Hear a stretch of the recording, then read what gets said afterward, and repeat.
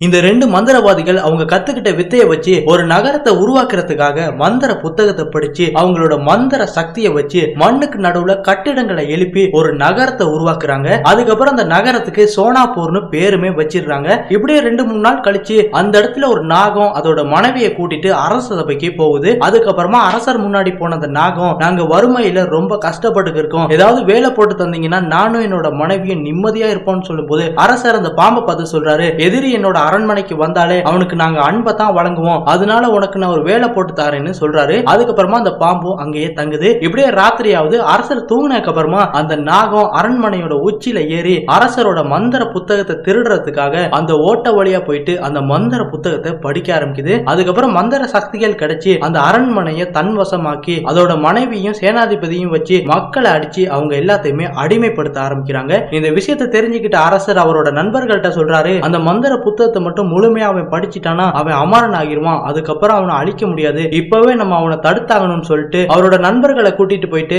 அந்த நாகத்தை தடுக்க பாக்குறாங்க. ஆனா அவன் பாதி புத்தகத்தை படிச்சனால மந்திர சக்திகள் அதிகமா அவங்கிட்ட இருக்கு. இதனால அரசர் நம்மளோட உயிரே போனாலும் மக்கள் நம்ம பாதுகாக்கணும்னு சொல்லிட்டு அவங்களோட உயிரையே கொடுத்து 1000 வருஷம் பாதாளத்துல இருக்கிற ஒரு சாபத்தை அந்த பாம்புக்கும் அவனோட மனைவிக்கும் சேனாதிபதிக்கும் கொடுத்துடுறாங்க. இதனால பாதாளத்துல அந்த பாம்பு அடைக்கப்படுது. அதுக்கப்புறமா முழு சோனாப்பூரும் மண்ணோட மண்ணா போயிருது.